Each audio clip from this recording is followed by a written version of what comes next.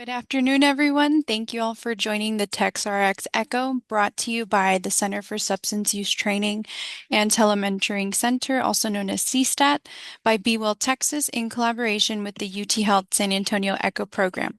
My name is Angela Riley, and I will be the facilitator for today's session.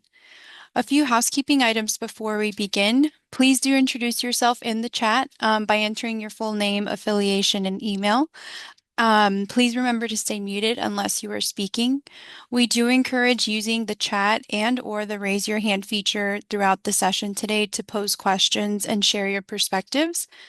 And we would love to have everyone with their cameras on, as this does increase connection and engagement. So if you're able to, please do turn on that camera. If you can't, no worries. But we would love to see everyone's lovely faces. If you're having connection issues, please privately chat Karen, our wonderful Echo IT, for assistance. And as a note, these sessions are being recorded and they will be shared on our website.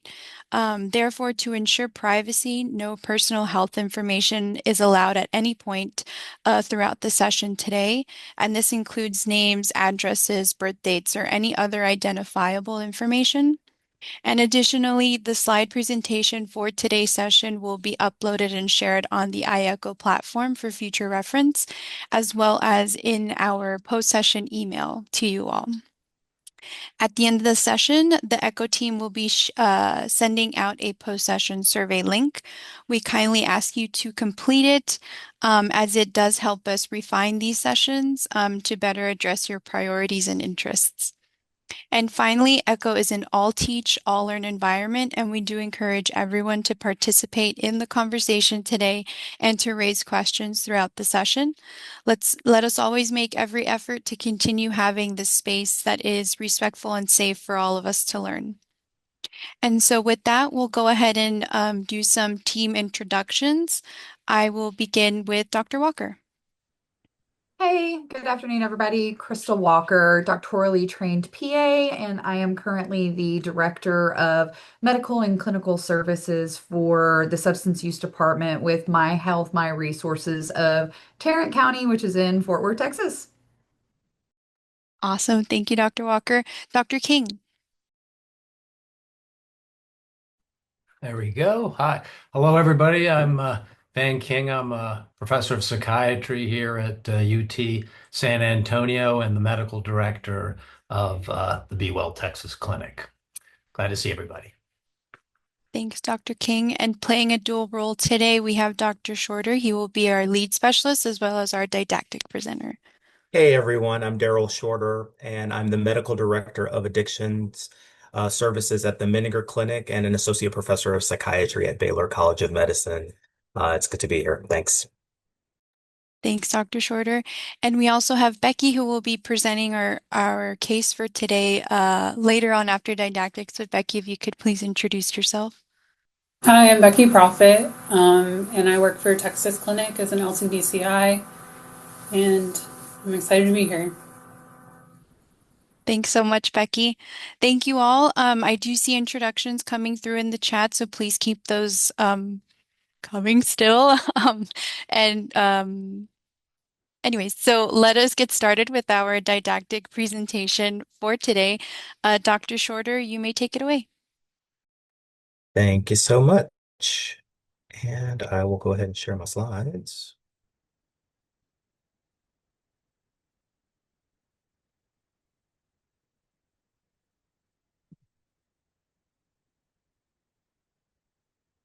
And hopefully everyone can see those. Great. So today I hope to spend the next 20 to 25 minutes or so. I'll try to keep it brief because I want to make sure that we can leave plenty of time to discuss the case that was submitted by Becky Profit today. And thank you for the submission of your case. I want to review with you evidence-based practices for treatment of methamphetamine use disorder. Of course, I don't have any disclosures. So for today, we'll spend just a brief period of time talking about some of the clinical and psychosocial consequences of methamphetamine use disorder. And then we'll spend the majority and the bulk of our time today talking about best practices with behavioral therapies for methamphetamine use disorder, as well as promising medications for treatment of methamphetamine use disorder.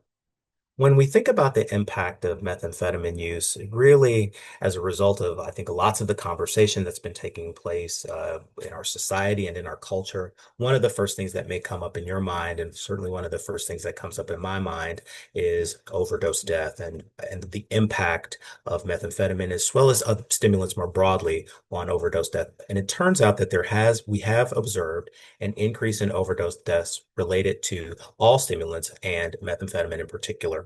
So between 2012 and 2021, the rates of death involving amphetamine, and prescription stimulants increased more than 12-fold in that period of time. And in 2021, about 50% of all overdose deaths involved a stimulant, with about 30% of those deaths involving methamphetamine. In addition to overdose deaths, there are a number of long-term health consequences that people might experience as a result of using meth. Cardiac, pulmonary, dental, nutritional, as well as dermatological issues have all been cited in the literature and are all probably things that you have seen in your clinical practice among patients or clients that are struggling with meth use. Of course, psychiatric illness and cognitive impairment can be seen. When I think about the psychiatric impact of methamphetamine use, I'm thinking a lot about how people present with symptoms of bipolar disorder, certainly as a result of the kind of crash that people can experience, depression and suicidality or suicidal ideation, and of course, methamphetamine-induced psychosis. Just this week, I've been spending the last several days evaluating and working with someone who is actively in the process of working with or being treated for methamphetamine-induced psychosis. And so we know that this is a very present challenge for folks that use meth. And cognitive impairment, lots of people will report that they feel confused, that they struggle with things like concentration and focus, and that they feel like they need the methamphetamine to really kind of reverse a lot of those symptoms of cognitive impairment. And of course, there's always we've been widely cited this increased risk of HIV, viral hepatitis, or infective carditis, particularly in the context of intravenous drug use. So when we think about the behavioral therapies that have been studied for treating methamphetamine use disorder, at the top of the list really is contingency management, and I'll spend some time talking about that today. I'll also be introducing cognitive behavioral therapy in combination with relapse prevention or recovery management skills, the community reinforcement approach, as well as motivational interviewing. These four behavioral therapies have some of the strongest evidence to support their use for treating meth use disorder. Now, when it comes to contingency management, what really are we talking about here? Ultimately, what we're trying to do is increase the desired behavior by providing an immediate reinforcing consequence. And those consequences typically involve something like cash, but not exclusively cash. Things like vouchers or prizes or drawing from a fishbowl have all been noted to be reinforcing consequences for in reinforcing certain types of behaviors. In the context of the development of contingency management, this really allows the client and the therapist to set both concrete short-term and long-term goals for change, and really hopes of emphasizing the positive behavioral changes, the sort of desired behaviors, both for the client as well as for the therapeutic environment. It's important to note that higher value cash incentives do in fact lead to more positive behavior change.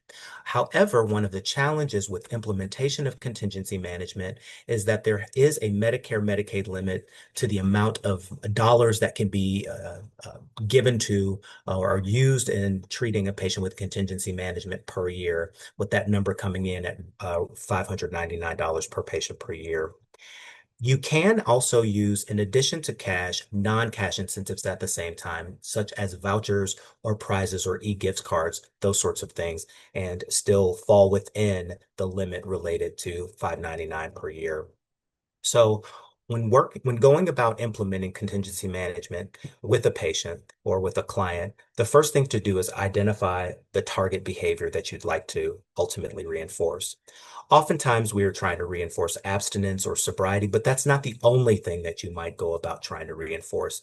You can try to reinforce attendance with therapy or with medical appointments. You can try to incentivize medication adherence or taking medications as prescribed. You can also incentivize behaviors in the world, such as job seeking. And then you tie that behavior to a specific reward. That reward could be monetary, but it could also be a voucher, it could be a prize, e-gift card, that sort of thing. Now, one critical component of the contingency management paradigm is that you must monitor to make sure that the individual is reaching the target goal. A very easy way of doing that is with drug testing.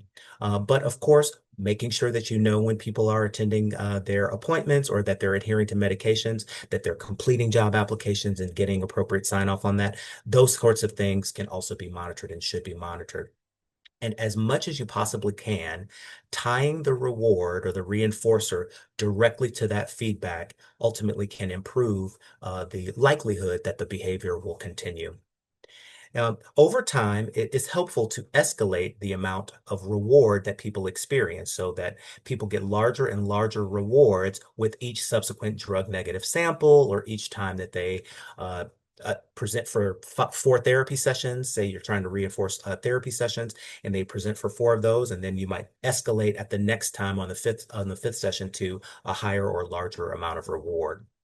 And if somebody has a positive or a urine drug screen, or they miss a particular test, or they don't meet the goal for their target behavior, you do reset. But it's important to note that you don't always have to reset people all the way back down to starting. You might rewind by 2 or 3 levels within the contingency management paradigm and allow people an opportunity to then regain some of what it is that they lost. There are a number of benefits that have been associated with contingency management, increasing both rates of abstinence as well as reducing methamphetamine use and improving treatment retention. And the effect seems to be most robust while people are actually in the period of being incentivized. So while they're actually receiving the incentives, that seems to be when people are experiencing the most robust effect from contingency management. However, it is important to note that even in clinical trials, when they've used CM, even after the incentive has run out, essentially, that the effect of the CM, that benefit can be seen up to 1 year post-intervention.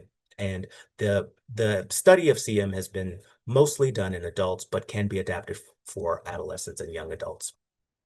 It does have the strongest evidence of any behavioral approach. So the other behavioral approaches that I'll talk about today, which do have evidence, in comparison to CM, the evidence is not quite as strong. The good thing about CM, however, is that it can be combined with other types of psychosocial interventions. And I'll talk a little bit about the community reinforcement approach and how those two things have been used together as well. In terms of other outcomes that have been seen to be improved as a result of CM, you've got things like longer treatment retention, people attending more sessions in terms of psychotherapy, higher utilization of other medical services. When I was in training, I happened to work in a clinic where we utilized CM related to going to see people's primary care physicians. And so you can also incentivize those types of behaviors, even in the context of a behavioral health or substance use disorder treatment facility. You can also incentivize things like high-risk sexual behavior, and also people will report improvements in mood and overall affect. Now, implementing CM can be really challenging for many clinicians as well as systems. There's frankly kind of a limited knowledge and level of expertise in most systems about how to go about implementing CM. There are some very real financial constraints. Thinking about like, well, how exactly are we going to pay for the gift cards, the vouchers? Can our clinic actually give people cash, and how would we go about doing that? And then, of course, there are sometimes attitudinal or philosophical differences where people don't want to, quote unquote, pay people to pay addicts, using that sort of pejorative, highly stigmatizing language, and kind of pairing that with an approach of thinking that we're not going to pay people just to be sober when they should really just do the right thing. Okay, when we think about CBT, there are several components that can be utilized and adapted in CBT to speak directly to substance use disorders and methamphetamine use disorder in particular. So, of course, very early on with patients, we want to set an agenda with them and have an understanding of what their particular goals are. One of the things that I think can be most challenging for us sometimes as clinicians, certainly in my own practice, is when I have in mind a particular goal for a patient, but that doesn't necessarily match up with the goals of the person that I'm working with. Maybe I want them to be abstinent from everything, but they perhaps are interested only in establishing abstinence from one or two substances. So talking about goals, making sure that there's a mutual understanding of the patient's goals and then an agreement to work on that together is a like sort of core component of the early work that you do with someone in CBT. The other piece of the CBT that is really critical in this context is the functional analysis, really trying to understand the triggers and the things that precede substance use. Are there certain emotional states? Are there certain environmental stressors or triggers that might make it more likely that someone is engaging in substance use? But at the same time, we can also think about and talk about the mitigation behaviors that are present. What are the situations that make it less likely for someone to use, and really understanding both sides of that equation so that you ultimately can help people to develop cognitive strategies to reduce likelihood of use. And that might include reduced exposure to triggers and amplifying mitigation behaviors. CBT can also be combined with and may be used in the context of relapse prevention or recovery management, where there's an open conversation about craving, the phenomenon of craving that people might experience, and how to cope with that. Helping people to develop assertiveness skills so that they feel comfortable refusing substances when they are offered to them, or if they find themselves in situations where substances are available, being able to say, no, I'm not going to engage in that behavior right now. And then, of course, talking to people about how to prevent a full-blown recurrence should an episode of recurrence occur. There's the community reinforcement approach, which really focused on kind of individualized treatment and really promoting a recovery-oriented lifestyle. So if the person is partnered, might want to think about how to offer couples therapy to improve the relationship. If someone is unemployed, providing vocational rehabilitation or assistance. Assisting people with the development of new social networks and activities. Oftentimes when people come to us, they have social networks that are primarily made up of other people who use substances or who may be struggling with other similar challenges. Helping people to think through how to create a new social network is maybe some of the most important work that we can do. Skills training, I just mentioned assertiveness skills, but how do you refuse drugs? How do you manage your time? And what steps can you take to regulate your mood? Maybe going outside in the sun, exercise, that sort of thing. And of course, incorporating pharmacotherapy for substance use disorders if necessary. Now, there have been few studies that have actually examined the community reinforcement approach in isolation, although one study found that it was able to increase treatment retention and reduce addiction severity after about 6 months. When used with contingency management, there was even more of an improvement in treatment retention and patient acceptance, as well as improved rates of abstinence when used with a non-contingency based approach. And finally, motivational interviewing. This is going to be, again, a focus on client values and goals for treatment. Really, really important to avoid imposing our own views and our opinions about clients' behavior. And that's not to suggest that you might not have your own views or opinions about their behavior. It's really, we just want to acknowledge that we have them, acknowledge that they are our own and that they may be different from the client or the patient that we're working with, and really trying to, again, mentalize and work with the patient in terms of their perspective and their values.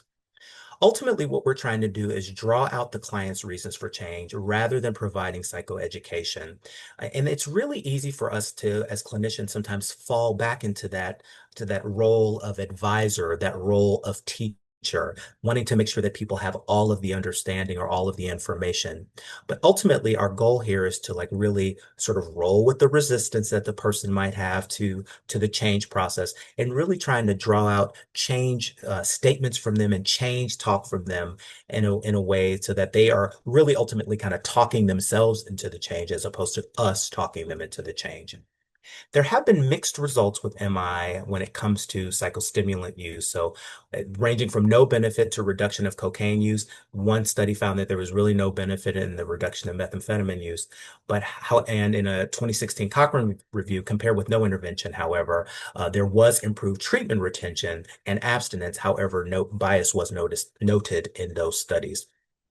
There have also been some positive studies, particularly when we think about the combination of motivational interviewing in the context of CBT, where it's been studied in veterans with substance use disorders and found to reduce substance use as well as aggression. And it's been used in MSM with HIV to reduce methamphetamine use and to promote safer sex practices and medication adherence.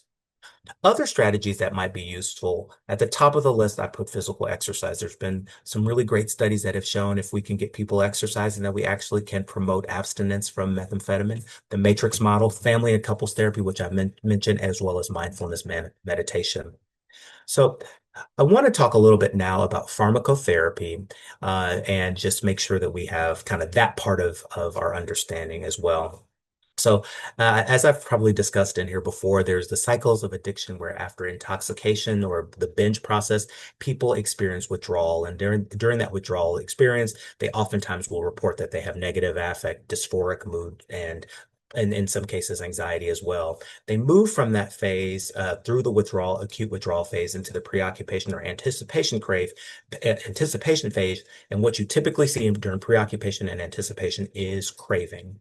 And mirtazapine sort of hanging out in the middle of our cycle because the findings for mirtazapine are not only about reducing methamphetamine use, it's also about addressing some of the risky behaviors that people might engage in during the context of meth use. So the Trivedi study is one that we've talked about here before, but I want to make sure that we talk about it here again. This is one of the studies that has the best evidence for medication. We're talking about naltrexone IM, 380 milligrams, that we know that also as the Vivitrol injection. In this study, it was given every 3 weeks with high dose Wellbutrin or bupropion at 450 milligrams per day and was found to, in comparison to placebo, separate out and demonstrate reductions in overall methamphetamine use, promoting increased methamphetamine negative urines. In this study, we've got mirtazapine, also known as Remeron, at 30 milligrams a day versus placebo in methamphetamine-dependent MSM. And in addition to like what we see here in the graphic of testing positive, so that mirtazapine line is the black line, and you can see that over time there was a reduction in urine positivity for methamphetamine. But just as important, there was also a reduction in HIV risk behaviors with fewer partners with whom participants used meth, also reductions in the episodes of anal sex and unprotected and insertive anal sex with serodiscordant partners. So a really, really important finding, particularly as we try to promote HIV prevention. Another study of mirtazapine at 30 milligrams a day against placebo in methamphetamine using MSM cis men, trans men, and trans women. This is one of the few, if not only, studies where they looked at this in both MSM and trans folks. And again, that reduction in the number of sexual partners, reduction in the number of episodes of risky sexual practices is really critically important, in addition to a significant reduction in methamphetamine positive urines at both weeks 24 and 36. Overall, there was also a reduction in depression, as well as a reduction in the severity of insomnia. So mirtazapine or Remeron at 30 milligrams a day can be extremely helpful in trying to connect people to treatment and to care, to try to get them to kind of like buy in. I mean, so one of the things that I will often try to talk to like trainees about is like, listen, these medications may not necessarily seem like a slam dunk because they're not taking someone from using every day to not using at all, but it's an important part of treatment retention. It's an important part of helping people to understand that the consequences of methamphetamine use might be mitigated by just engaging in treatment. And so we're not really focused narrowly or solely on meth use, but we're also some of the behaviors that surround meth use that can be impacted. Just a quick word about bupropion, also known as Wellbutrin. It has been studied at 300 milligrams a day versus placebo, and found when people are adherent with it, when people are taking it, to promote abstinence in folks that use meth less than daily. Topiramate, another medication that we can sometimes see used in the context of stimulants such as cocaine, but also can be used in methamphetamine. Now, while a medication did not necessarily increase abstinence, topiramate did reduce the weekly methamphetamine urine level and the dependence severity.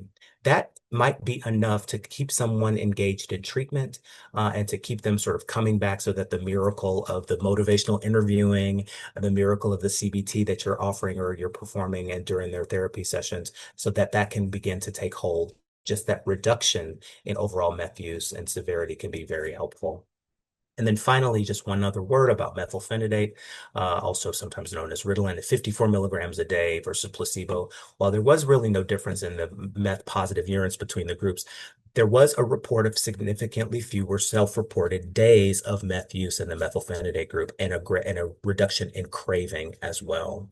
Again, these might be things that you want to see if you want to continue to like sort of retain people in treatment so that they can continue to be in care with you. So I do include a quick chart for you for your reference, which you'll be able to have with the slides. And thank you. Excellent. Thank you so much, Dr. Shorter, for that wonderful presentation. At this time, I'd like to open the brief Q&A for Dr. Shorter. Lindsay, I do see your hand is raised. If you could unmute and ask your question. Yeah, so methylphenidate or Ritalin essentially is definitely not comparable to like a stimulant like Adderall, right? So why do we not have any studies using something like, or even, they do actually have methamphetamines for, prescriptive purposes. Why are we not seeing more studies on using those types of substances? Yeah, so I presented only some of the data today in the interest of time. It turns out that mixed amphetamine salts or Adderall has been studied and can be used in the context of treating meth use disorder. We also can see it sometimes used in combination with topiramate. That tends to be on the cocaine side of things that we might see topiramate plus mixed amphetamine salts. But I think when I'm working with someone with meth use disorder, oftentimes the situation is dire and desperate for that person. And so you want to be able to like offer something to them that will help to reduce that craving. And, years ago, I figured out like maybe getting someone sober within one appointment is not necessarily a realistic goal to have for the individual or for myself as the provider. So let's just figure out a way to keep people retained in treatment. And so that's one of the reasons why treatment retention being reported in these studies is so important, because it lets us know that there are still opportunities to engage patients and clients so that you can begin to utilize your MI and your CBT while also keeping them thinking about how to establish abstinence if that is in fact a goal of theirs. So yes, Adderall, and you probably have had patients or folks say anecdotally to you, wait, well, when I was treated with Adderall, my meth use went down, or I used less frequently, or the amount that I was using was less frequent. So we can sort of anecdotally hear these stories from patients, and the data would support, the evidence would support that that is likely true, that they are likely using less methamphetamine. Now, I'm sorry, you had another part you would. So that was my experience, right? I used to use methamphetamines, got myself off by using stimulants. How do we, like, if we know that that's a possibility, why is it not more widely used? Oh, Lindsay, great question. Um, I will, I will say that not everyone who is prescribing these medications is as aware of the data, unfortunately. And in cases where people may even be aware of the data, they may not always feel comfortable prescribing a medication like an Adderall to someone with a history of a stimulant use disorder. Now, we can maybe boil that down to stigma. Um, and at the same time, I think that if people are really concerned about it, the conversation really needs to be about how can we help providers to feel more comfortable prescribing these medications. So when I started practicing medicine now 1,000 years ago, we didn't have a prescription monitoring program. So people could there was no way for the prescriber to check and see does this person have multiple prescribers? Are they getting medications from lots of people? Are they going to the ER frequently? That sort of thing. And so that history in medicine is still very present, where people are afraid or concerned that in addition to the prescription that they might be giving or writing for a patient, that there's other substances that are involved, and there's a concern about life, there's a concern that something might happen to a patient because they are taking a medication that is prescribed to them and combining and doing other things. So I don't want to make it all about stigma. I think people do have some legitimate concerns about what can happen when someone is prescribed one of these medications. At the same time, what I try to encourage people to do is to check the prescription monitoring program. There is a way to confirm now that the only prescription that your patient is taking is the one that you are prescribing for them. The other thing that I oftentimes will encourage people to do is to see people more frequently within the system as much as you can, so that you don't necessarily have to write a 30-day prescription for someone. You can write a 7-day prescription for that person, so that you're not necessarily prescribing quite so much early on as you're establishing a treatment relationship with someone. You see the person more frequently, which is arguably something that we should be doing anyway for people who are really struggling with substance use disorders and acute mental health conditions. The other thing that we can do, of course, is use urine drug screening as a way to monitor what is and is not present, as well as ordering levels of various substances in someone's system to make sure that these other things aren't present, and they're not present in amounts that would be so much higher than we would anticipate for someone that is taking their Adderall or mixed amphetamines as prescribed. So some of the work is about educating people that these medications do have some evidence for their effectiveness in reducing methamphetamine use and promoting abstinence and treatment retention. And the other part of the conversation is, okay, in your practice, in your system, with all of the the specificities and the unique qualities of the system in which you work, how can you work within your system to figure out a way to make yourself and feel comfortable prescribing that medication? And I think Dr. Walker just came off video, so she might have something she wants to add to that. No? Okay. Thank you, Lindsay. And thank you, Dr. Shorter. And Dr. Shorter, I do see that another question came through from Jasmine. Jasmine, if you'd like to unmute and ask your question, please. Yes, I actually have two questions. So the first one is just a very quick one on you talked about the funding. By the way, great presentation. You talked about or you talked about rewarding the patients with, drawings or cash or whatever. And so where is funding available for that? Do you self-fund that just from your own clinic, or do you get grants and things like that? Yes, and yes, and yes. Okay.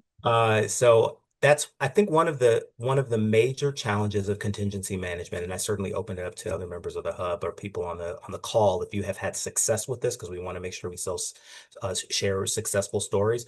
One of the most challenging things is figuring out, how do we fund this? And mm, there's certain states that are in support of contingency management as a treatment approach, as a treatment paradigm, and they fund it through their state Medicare, Medicaid dollars. That is not the case here in the state of Texas. And so figuring out and being creative in terms of trying to figure out how to get that funding, it could be grants, or perhaps private donations. Um, yes, but the funding piece is the tough piece. Right. And my second question is that I didn't realize my screen wasn't on either. Anyway, so I have a clinic that we're a MAT treatment clinic in Abilene. And so we currently just treat opioid use disorder. But yesterday I was presenting to our Hardin-Simmons University physician assistant students, and I was telling them about the four waves of the opioid use, or the opioid crisis. And we were talking about the fourth one, which is emerging. I'm sure you know, most of you probably do. But anyway, with mixing the stimulants and the opiates. And we specifically talked about methamphetamines and cocaine. And so I was after yesterday's presentation, I was like, oh my gosh, we need to start doing this at our clinic. So, that being said, we are not an OBOT. We are, we have our patients who come in and they earn their take homes and things like that. And so, we typically see patients with OUD for 18 months on average before they're ready to start tapering down. What would be your thoughts on the stimulant side? So that could be if in a contingency management paradigm, that would be the perhaps the behavior, the targeted behavior that you would like to reinforce. Okay. So the medication, if you're in an OBOT like that, or a clinic that where they're prescribing methadone, the medication and take homes, there's already kind of an incentive built in, Mm-hmm. and a conversation about like, is this methadone dose the appropriate dose for you? Is this Suboxone dose appropriate for you? Are you still experiencing craving? Like we can have like this almost like pharmacologically based conversation about dosing and strategy from that standpoint. And people are willing to kind of get engage in that conversation with us. And then on the other side, you might have the meth use, as you rightly identified. More and more, I mean, I guess it's always been there, but I feel like we talk about it so much more, especially in light of fentanyl. That I'm just having more and more people telling me that they are using stimulants like meth in order to really just to change the overall quality of the fentanyl high, essentially. And so that would be a targeted behavior that you might want to incentivize through like the fishbowl method. Like, can you pull for prizes and then get something Mm-hmm. for negative methamphetamine urines, Yeah. or for treatment retention, or come in and make your appointments and your therapy appointments and that sort of thing. The number of groups that people attend and so Mhm. forth. Awesome. Well, thank you so much. I really enjoyed the presentation. Thanks. Thank you, Jasmine, for your questions, and thank you, Dr. Shorter, for answering all those questions. And I do point your attention to the chat as well. There's some comments from participants as well as praises for your presentation. And Dr. Chowdhury also shared a resource for everyone to reference as well. In the interest of time, we'll go ahead and jump over to announcements. But thank you again, Dr. Shorter, for presenting. Karen, once you can, please share those announcement slides. Thank you so much. So to claim your CME credits for today, please ensure you have a registered account and then text attend 100-98811 to the number on the slide, no later than midnight tonight. Next slide, please. Thank you.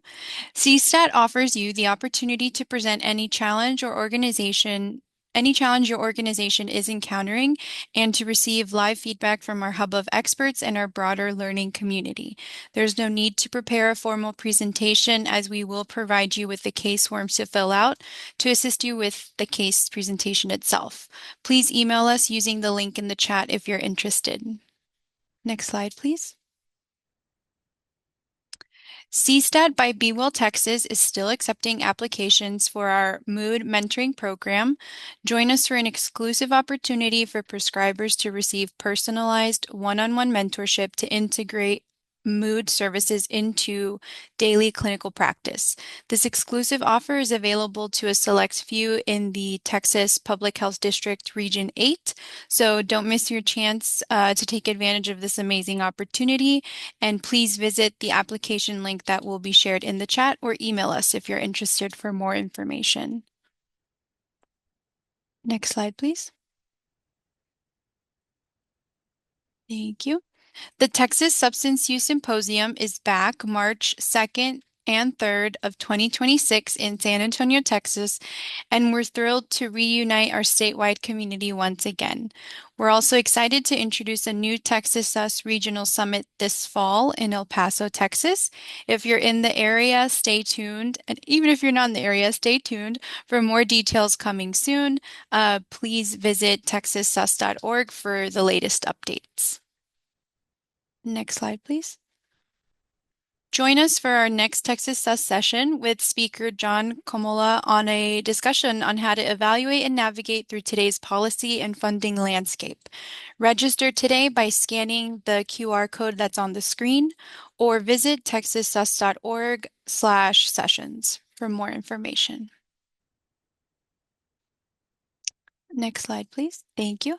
And finally, please do join us at our next session on June 26th for a session on cannabis, part of our 4-part series, Common Substances, and that will be presented by our hub member, Dr. Chowdhury. Thank you, Karen. And so before we do move on to our case today, I would like to share that the case does include topics such as sex trafficking and child abuse. And so we would like to give everyone the opportunity today on the call that if you do feel uncomfortable, please step away and take care. Or if you need to come back, by no means will we feel offended. And so at this time, I'd like to give the floor to Becky, and please walk us through the case. Thank you.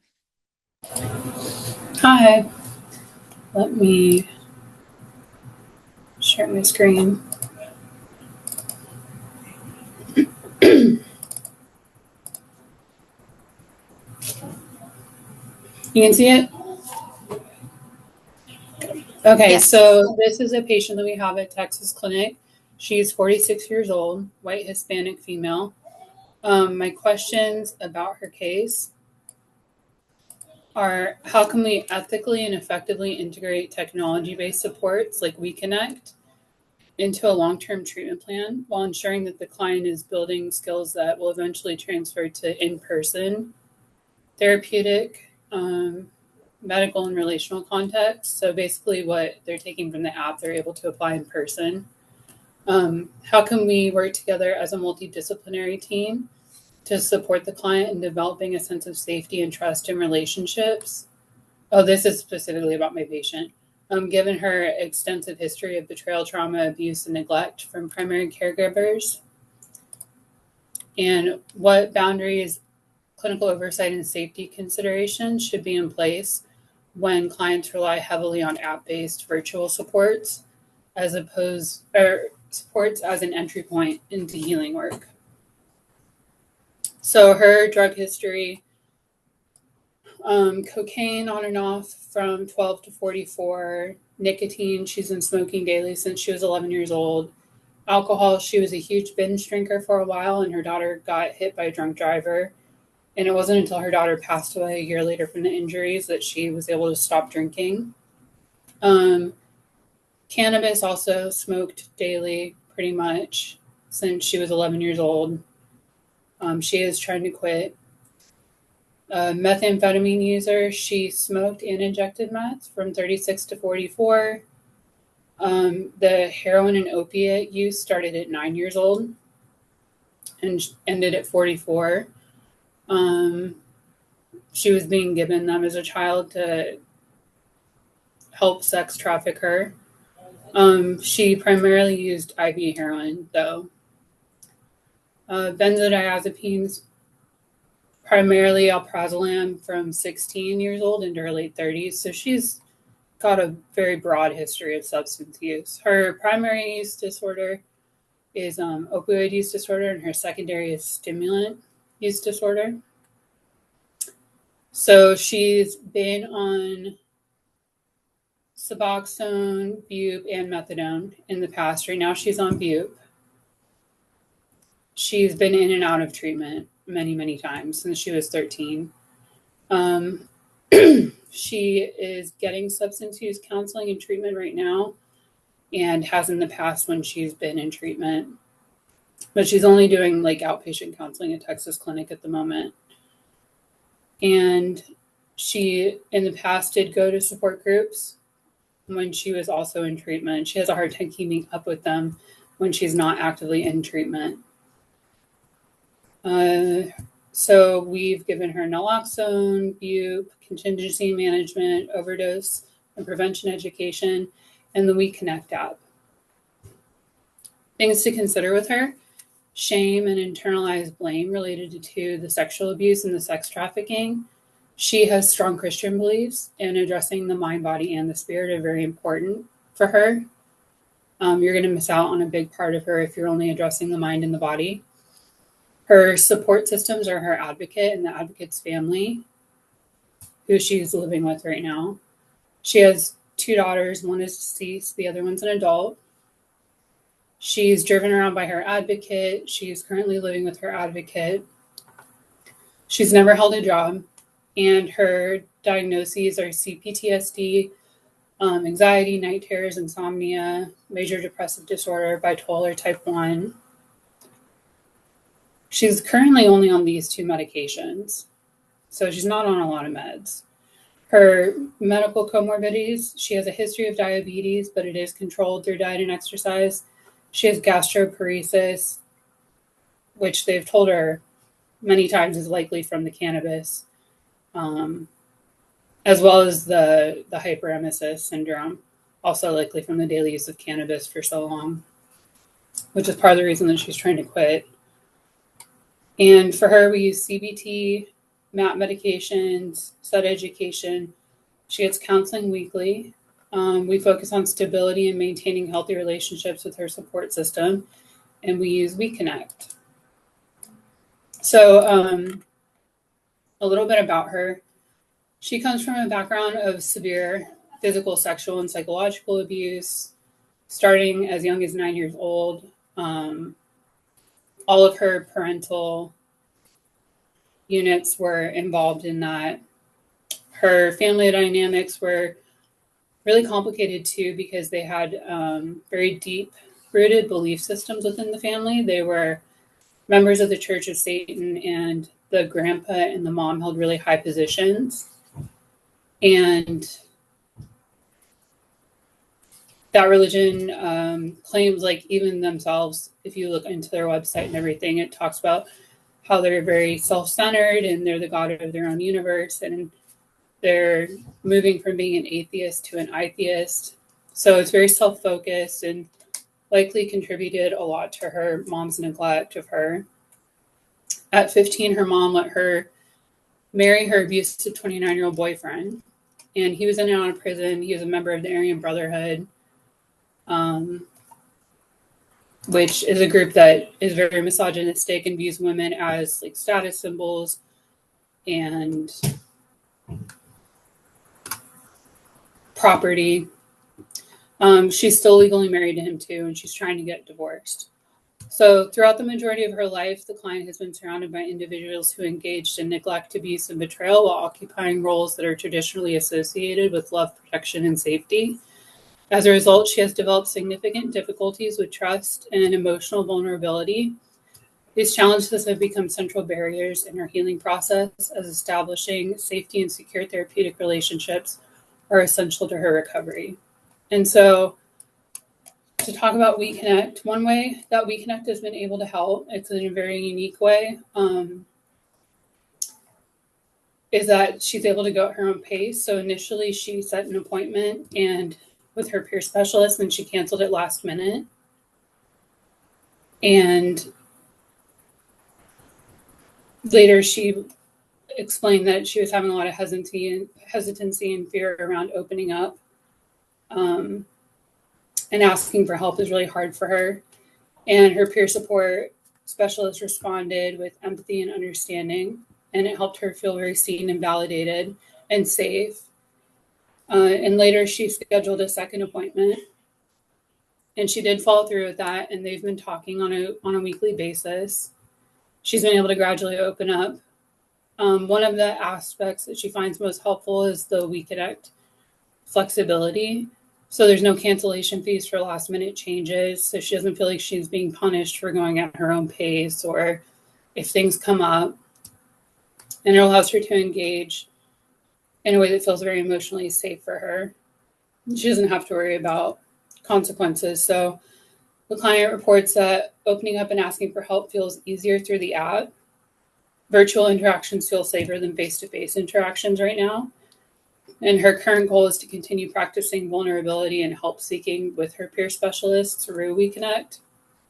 And her longer term goal is to transfer those skills to her in-person relationships.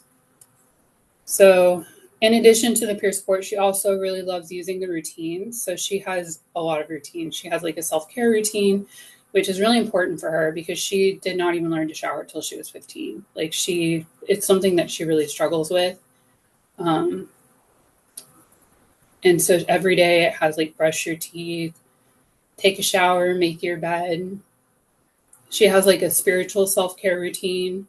She calls it her praise routine, which is really important for her in her recovery and helps keep her in a really positive place. And she has a daily gratitude practice. And she does all the guided meditations. She loves those on the app, and they're like super available whenever she needs them.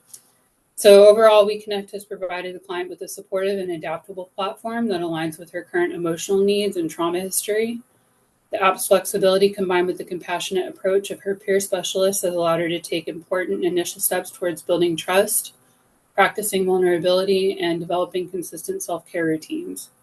By offering a safe, judgment-free space where she can engage and support on her own terms, WeConnect has become a valuable tool in helping the client gradually build confidence, strengthen coping skills, and move forward in her healing journey. Thank you so much, Becky, for that wonderful presentation and ending on WeConnect and how WeConnect is engaging the patient. That's a wonderful segue into opening up the the case discussion. And I know our hub members had a couple questions about the WeConnect and how that's playing a role. So I'd like to open the floor for our discussion today. Thank you, Becky, so much for sharing that very, very thorough background of an incredibly complicated case. And I just want to take a moment to give kudos to you and the team that you're working with, because what I saw in that, even though you do mention a lot of future goals and a lot of future work, wow, have you guys already accomplished a lot with this person? And that good job. So, for my clarification, she has not used cocaine, methamphetamines, or opioids in 2 years. She's 46 and she hasn't used any of that since 44. Amazing accomplishment. Amazing. So, with that in mind, sometimes taking a time to celebrate that, because we can get lost in how much we want to accomplish that we forget what we've already accomplished and how much strength that takes. So, kudos. Thank you.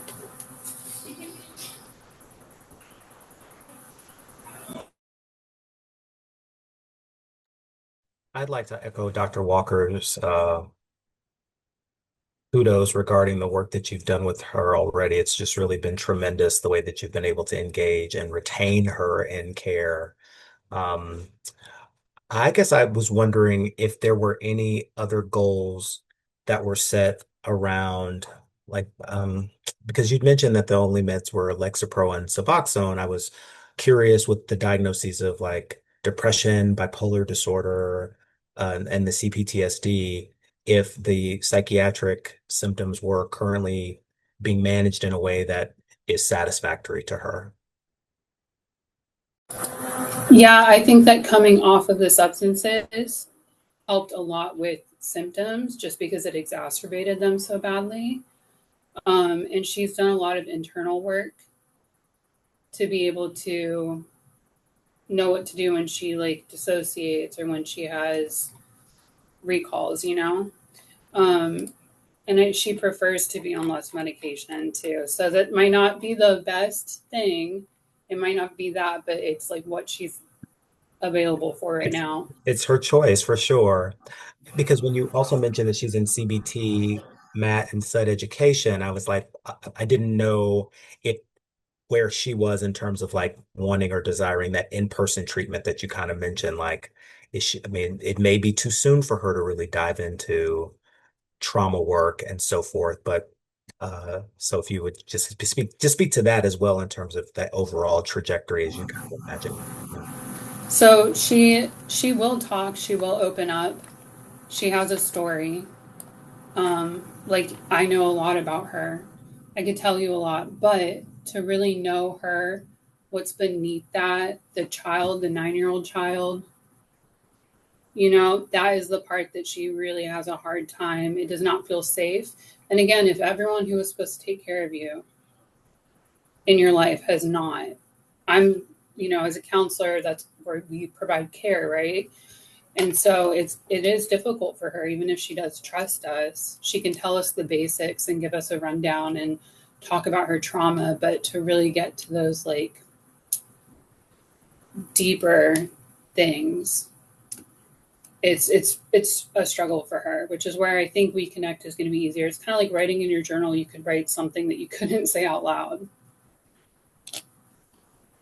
Well, then the work that you're doing with her to like really establish that foundation of trust so that she might eventually want to step out on that is exactly the work that you can and should be doing at this point. And if it's on her terms through the app, great, fantastic. That's awesome. And these opportunities to sort of check in with her and say like, is this going okay? I mean, yeah, ask him like, is this going okay? What more can we do to support you? Is there something more that you need from us?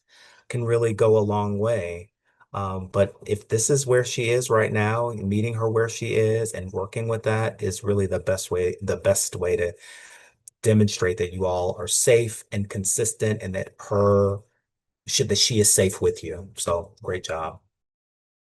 I do see a question from Dr. Luckner. Dr. Luckner, are you able to unmute or would you like me to ask it on your behalf? I see Uh, you're in the car. Okay. yeah, yes. So, very, very good presentation. Very dramatic case. It's been made. It's also awesome. One of the things that I was wondering about is were there any technology barriers? Sometimes notice with patients that they don't have adequate cellular coverage to do any kind of video. They can only do audio, or maybe they lose their phone or they break the.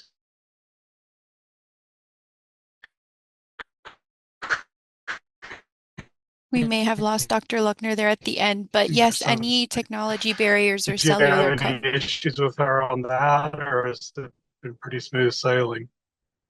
Any problems with Dr. Luckner's having a technology barrier. It's ironic.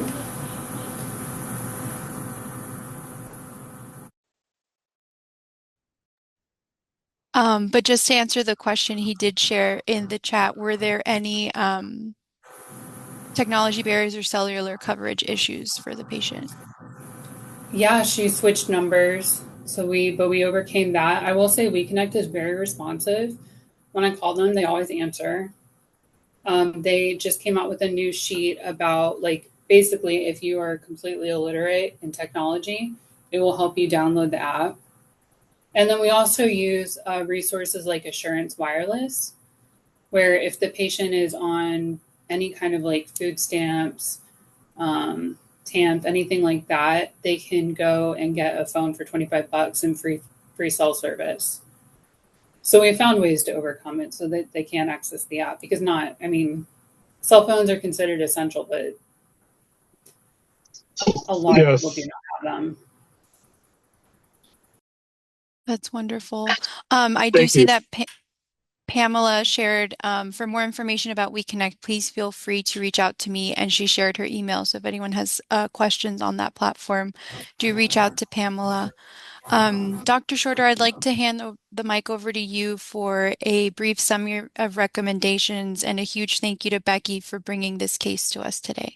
Yeah, I'd like to reiterate that thanks to Becky for this case for today. We've got a 46-year-old woman with a really extensive history of significant trauma, past diagnoses of complex PTSD, GAD, major depressive disorder, bipolar disorder, night terrors, and insomnia, as well as primary substance use disorders, opioid use disorder, and stimulant use disorder, both of which are in remission.